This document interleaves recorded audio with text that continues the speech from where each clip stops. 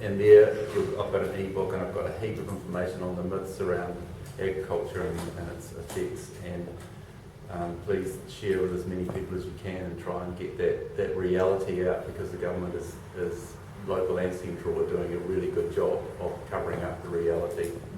And so yeah, that's mine. Julius, it's been impossible to follow. Yeah, well, I think everyone's pretty much covered it. Collectivism, I'm a really big believer in collectivism. We started our project with 24 cents, and we're determined to not have money come and really trying to explore the idea of a solution that doesn't revolve around money, and I'm a really big believer in that. I think we're probably going to reach a time in the near future where there will be some kind of collapse in terms of our economic state anyway, and maybe that will be our saving grace. Maybe that will force us into that place of having to transact with each other and ourselves in a more fairer and equal, and actually bring it on, just bring it on. Yeah, because this is really hard work, living like this. This is really hard work. The disparity is, it's almost too much to bear. I think there's a real ache of humanity. So if it means that there has to be an economic collapse, then just bring it and let's grow something new from that and make compost out of the shit that took us here.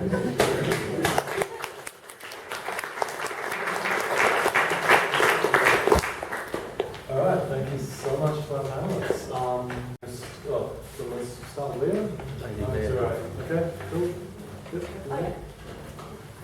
I thought when you were talking about the SLO and two families and the area you work with, and that suggestion that people make, why don't they just pick up their landlords? That's why. Yeah, we have landlords that are problematic, but and also the fact that when you live in situations such as the ones that I am privy to observing, is that you actually tend to move quite a lot.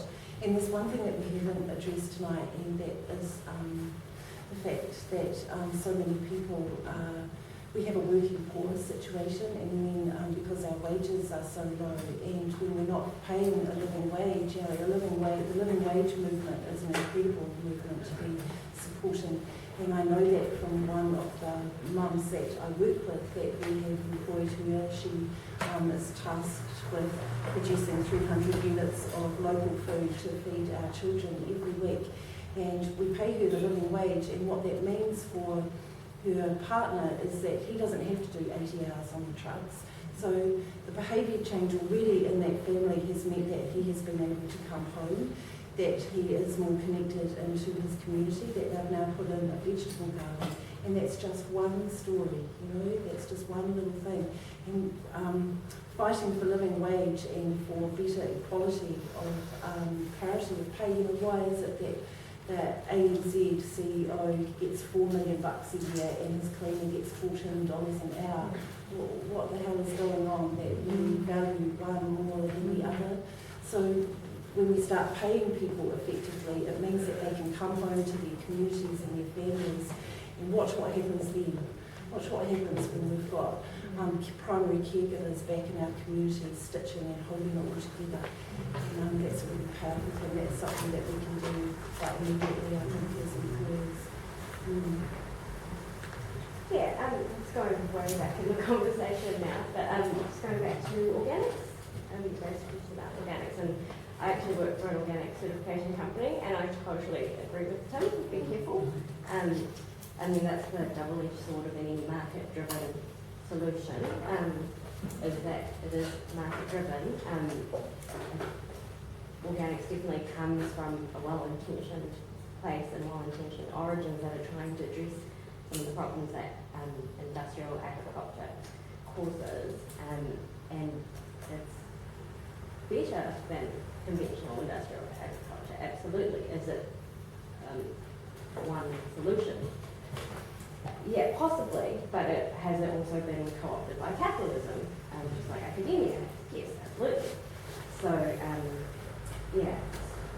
work with kiwi fruit that's organic and it gets exported. We haven't seen any of the high quality organic fruit, nutritious fruit, because most of it goes overseas to Japan or the States where they get top dollar for it. So that's an example of where it's been co-opted by capitalism. But then do I also work with local farmers that are supplying nutritious, organic, sustainably produced produce locally? Absolutely. So it's a double-edged sword, and it's a very small. The university, and I go back a bit to you, Mike, because like when we talk about food and local initiatives, we go to schools, to little kids, and I think we also need a stronger academic researchers telling us what's the truth about the agriculture field, because I feel that I realized this pretty late, almost by finishing my studies at this stage in some debates like this. I think it's very important to pass the word to the students, because actually what you say, we are focusing in intensifying our agriculture here in the developed countries, when the developing countries are producing us most of the food to us, and they are not having the technology or the researchers or the helper and farmers that go there to help.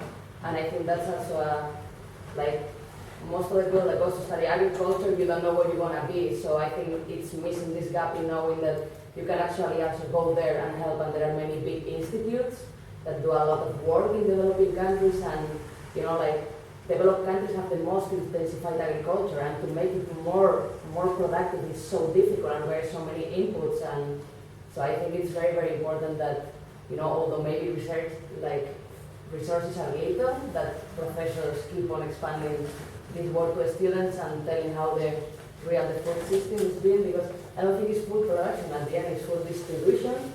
And I think it's very important that this can happen and pass through. So I think that's to make that point. I totally agree.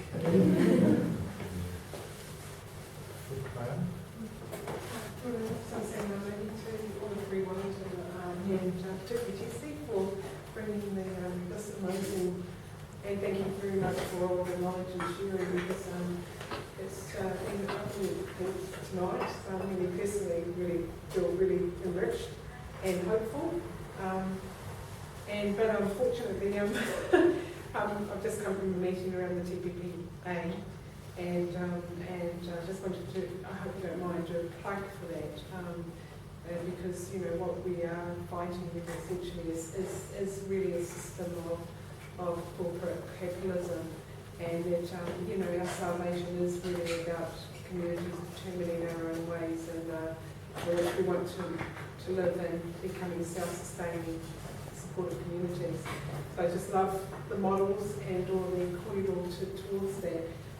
So we've got the ministers a meeting to do the final sign off, and it's highly likely that this government will sign us up to this agreement. We've got a couple more marches coming up. If you look on the Facebook, one on the 12th of Wednesday at noon at Parliament, and the other one is Saturday at 1 o'clock at Milne Park. I'm going to Parliament, and we just need to, I'm just hoping that there's enough people coming and supporting that action, so that we can actually show mass demonstration about that we are concerned about this, that our ability to determine what kind of systems we have and our own sovereignty and the communities and participatory democracy, etc. It's really important that we continue to fight those systems. So I just want to say plug and say thank you again. It's been awesome. Wednesday, the 12th of August. So it's coming up really soon, and that's at noon. And then the Saturday, the 15th at 1 o'clock, Milne Park, Parliament. So Brian Bruce is speaking at Parliament on the Saturday, which will be cool. But please look on Facebook and look up TPPA action or something. Please do come along. Thank you for that. I was just going to take up one of the problems with poor communities is instability, as I think you really sort of alluded to. a lot of the things we are building have to be long-term solutions. And for poor people, it's very difficult because you lose your job or you move house or whatever, or you go to look after your relative. Now, the community I live in is actually fairly well off. I live in Paikakariki. We've got a lot of things going at the moment. We've been planting fruit trees around the streets on the road berms. We're looking at a community orchard. We've got a bike workshop set up. We're looking at becoming electricity independent. We've now got a trial last to see if we've got enough wind to put wind power up on the hills as a community project to make ourselves energy independent. We've actually got a very high degree of community participation in all sorts of things, revegetation projects, school gardens, all sorts of things. Now the consequence of all this is that it's a very popular place to live, and therefore house prices are going up and poor people can't afford to live there again. I'm hanging on by the skin of my teeth really.